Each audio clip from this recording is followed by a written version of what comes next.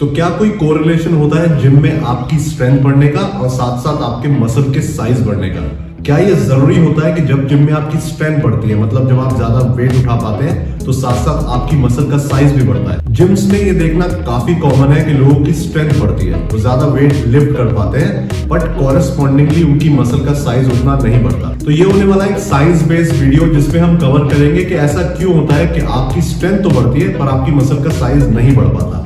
और बात करेंगे उन 4 इंपॉर्टेंट फैक्टर्स की जो आपको दिमाग में रखने हैं अगर आप चाहते हैं कि आपकी स्ट्रेंथ के साथ साथ आपकी मसल का साइज भी बढ़े। तो अगर आप भी इस प्रॉब्लम से रिलेट कर पा रहे हैं तो सबसे पहला कॉमन क्वेश्चन जो दिमाग में आता है वो ये है कि ऐसा होता क्यों है। तो शायद आप भी ऐसा इशू फेस कर रहे हो जिसमें आपकी स्ट्रेंथ तो जिम में बढ़ी है। फॉर एग्जाम्पल, आप बेंच प्रेस ज्यादा मार पाते हैं, आप 20, 30, इवन 50 किलो तक की बेंच प्रेस ज्यादा मार पाते हैं, पर आपकी चेस्ट का साइज प्रोपोर्शनेटली नहीं बढ़ा। ये फिनोमेना बहुत ज्यादा कॉमन है देखा जाना बिगिनर्स में, जब वो अपने हर वर्कआउट में कंसिस्टेंटली स्ट्रांग होते रहते हैं। ये ज्यादातर पहले 3 से 6 महीने में होता है ट्रेनिंग स्टार्ट करने के, लेकिन उनकी स्ट्रेंथ जितनी बढ़ती है उतनी उनकी मसल नहीं बढ़ती। But at the same time ये इंटरमीडिएट और एडवांस लिफ्टर्स के साथ भी होता है। तो स्ट्रेंथ गेन होने के 2 रीजन मेन होते हैं। पहला, जब आपकी मसल का साइज बढ़ता है, जब आप वर्कआउट करते हैं आपकी मसल बड़ी होती है, बड़ी मसल ज्यादा स्ट्रॉन्ग मसल होती है जिस वजह से आप वेट ज्यादा लिफ्ट कर पाते हैं। बट अगर आपकी स्ट्रेंथ बढ़ रही है लेकिन आपकी मसल बढ़ नहीं रही, वो स्ट्रॉन्ग नहीं हो रही है, तो ऐसा होता है एक फिनोमेना की वजह से जिसे कहा जाता है न्यूरोमस्कुलर एडेप्टेशन। सो न्यूरोमस्कुलर एडेप्टेशन बेसिकली मीन कि आप ज्यादा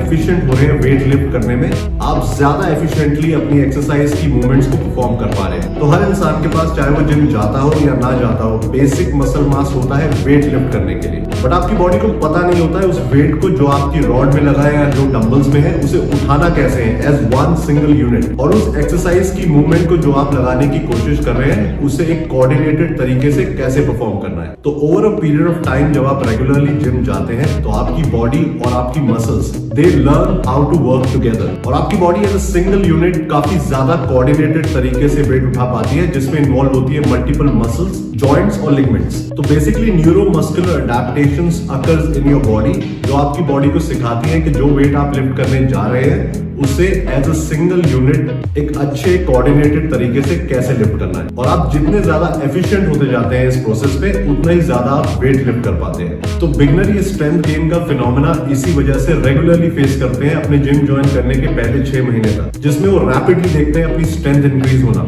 बट जैसे जैसे आप ज्यादा एडवांस और एक्सपीरियंस होते हैं जिम में और सीखते हैं हर एक्सरसाइज का प्रॉपर फॉर्म और टेक्निक, न्यूरोमस्कुलर एडेप्टेशन आपकी बॉडी में कॉन्टिन्यूसली होता रहता है। जब आप वही एक्सरसाइज दोहराते हैं, बार बार करते हैं, प्रॉपर टेक्निक, अच्छे फॉर्म और ज्यादा वेट के साथ। तो ये बेसिकली एक नेचुरल प्रोसेस है, आप और मैं ना इसे कंट्रोल कर सकते हैं ना चेंज कर सकते हैं। बट कुछ ऐसी चीजें हैं जो हम अपने जिम में और किचन में कर सकते हैं जिस वजह से हम इंश्योर कर सकते हैं कि स्ट्रेंथ बढ़ने के साथ साथ हमारी मसल का साइज भी कॉरेस्पॉन्डिंगली बढ़ता रहे। पॉइंट नंबर 1 है ऑप्टिमाइजिंग योर ट्रेनिंग वॉल्यूम।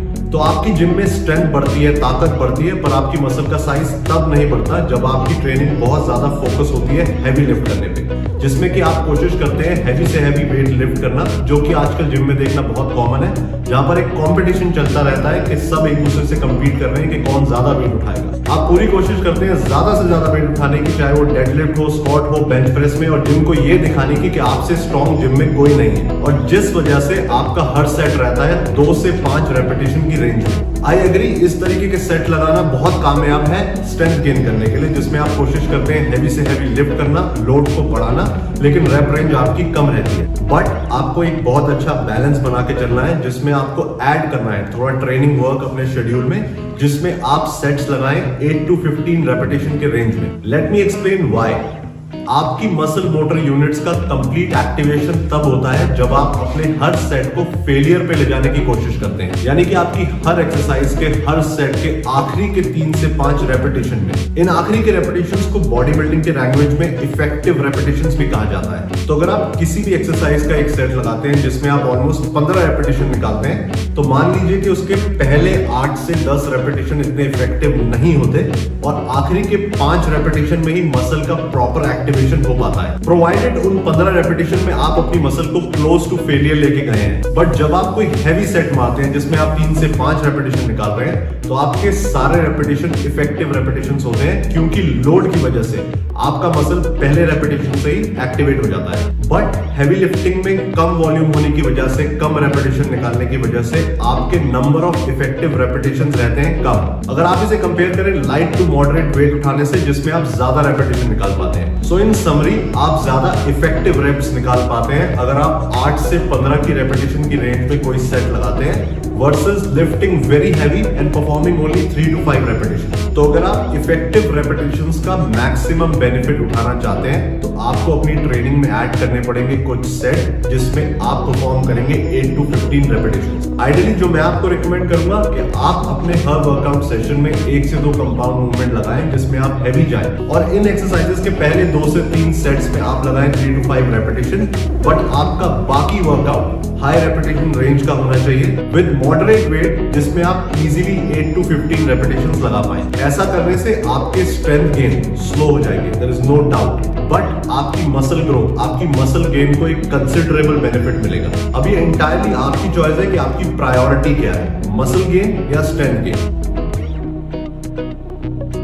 तो अगर आप कोई भी नई एक्सरसाइज लगाना स्टार्ट करते हैं, तो आपकी न्यूरोमस्कुलर अडैप्टेशंस फिर से काम करने लग जाती हैं। इसी वजह से आप नोटिस करेंगे कि किसी भी नई एक्सरसाइज को स्टार्ट करने से आप बहुत जल्दी उसमें स्ट्रेंथ गेन एक्सपीरियंस करते हैं। हर हफ्ते आपकी स्ट्रेंथ उस नई एक्सरसाइज में बढ़ती है, स्पेशली पहले 1 से 2 महीने तक। और इसकी मेन वजह वही होती है that your body is learning how to perform this new movement more efficiently in every workout. तो न्यूरोमस्कुलर अडैप्टेशंस की वजह से जब आपकी बॉडी उस एक्सरसाइज को लगाना, उसकी मूवमेंट को प्रॉपर तरीके से सीख लेती है, उस पॉइंट के बाद जो आपके स्ट्रेंथ गेन्स होते हैं वो मेनली होते हैं मसल गेन की वजह से। और उसी मूवमेंट को बार बार दोहराने से, ज्यादा वेट लगाने की कोशिश करने से आपकी बॉडी रिस्पॉन्ड करती है मसल के साइज को ग्रो करने में। दैट्स व्हाई ये बहुत जरूरी होता है कि आप एक शेड्यूल को लंबे समय तक चलाएं, उसे लंबे समय तक फॉलो करें, ताकि आप ग्रेजुअली स्ट्रांग होते जाएं अपने शेड्यूल की हर एक्सरसाइज की मूवमेंट में। और आप देखेंगे कि एक पॉइंट के बाद अगर आप बाकी सब चीजें ठीक कर रहे हैं, तो आपकी बॉडी रिस्पॉन्ड करेगी आपके मसल के साइज को बढ़ाने से। और वो थ्योरी कि आपको अपनी बॉडी को शॉक करने के लिए अपने शेड्यूल को हर 2 से 3 महीने में बदलना है, वो ग्रो साइंस कहलाती है,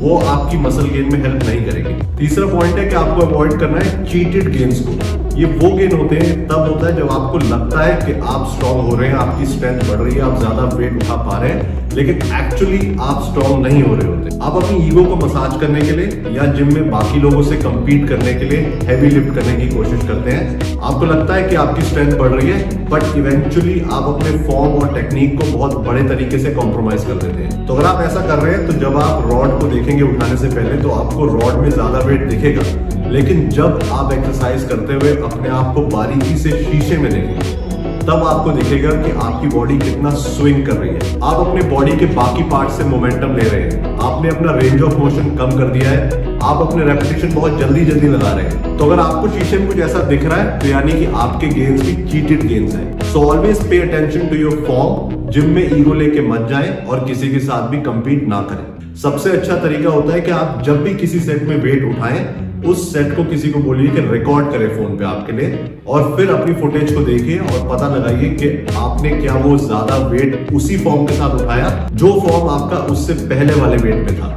चौथा और सबसे कॉमन रिलेटेबल मिस्टेक होता है not eating properly. So from a nutrition perspective, आपकी बॉडी में मसल ग्रोथ डिपेंड करती है 2 फैक्टर्स पे, कि आप अपनी बॉडी को एडिक्वेट प्रोटीन सप्लाई कर रहे हैं मसल बिल्ड करने के लिए, और आप अपनी बॉडी को एडिक्वेट एनर्जी भी सप्लाई कर रहे हैं, जिस वजह से आप प्रॉपर्ली ट्रेन कर पाए और रिकवर कर पाए। सो पूरे दिन का प्रोटीन इंटेक और टोटल कैलोरी इंटेक, ये 2 मेन फैक्टर्स हैं जो आपको ध्यान में हमेशा रखने हैं अगर आप मसल बिल्ड करने की कोशिश कर रहे हैं। आप मसल बिल्ड कर सकते हैं कैलोरी डेफिसिट में रह के भी या मेंटेनेंस लेवल पे खा के भी, लेकिन एक ज्यादा एफिशिएंट तरीका होता है एक स्लाइट सरप्लस में खाना। तो अगर आप अपनी बॉडी को adequate amount of protein provide कर रहे हैं, पर आपकी ओवरऑल कैलोरी इंटेक कम है, यानी कि आप एक स्लाइट डेफिसिट में हैं, तब भी चांसेस काफी हाई होते हैं कि आप मसल बिल्ड कर पाएंगे। बट अगर आप अपनी बॉडी को प्रॉपर प्रोटीन की क्वांटिटी नहीं प्रोवाइड कर रहे हैं, लेकिन आप कैलोरीज मेंटेनेंस लेवल पे या एक सरप्लस में खा रहे हैं, तो भी मसल बिल्ड करना मुश्किल है। तो सारे gym goers always calculate your protein intake. आपको टारगेट करना है 1.8 to 2.2 grams of protein per kg of body weight per day। तो अंधेरे में तीर बिल्कुल मत चलाओ, अपनी प्रोटीन इंटेक को कैलकुलेट करो, इसके बिना आपको रिजल्ट नहीं आएंगे। आई नो डेली बेसिस पे एक्यूरेट कैलकुलेशन करना मुश्किल है, but at least have an estimate. So the crux is you will not grow muscle, but you can get stronger if your diet is not properly structured. यहाँ पर होता है ये video समाप्त। ऐसे वीडियो के कंटेंट को रिसर्च करने में, इसे शूट करने में और इसकी फुटेज को एडिट करने में काफी एफर्ट लगता है। तो मेरी आपसे सिर्फ ये रिक्वेस्ट है कि अगर आपने कुछ भी नया आज सीखा है इस वीडियो के द्वारा, तो प्लीज इस वीडियो को लाइक करें और अपने दोस्तों के साथ शेयर करें। आपसे मिलता हूं नेक्स्ट वीडियो में बहुत जल्दी। तब तक please take care, keep working out and stay safe.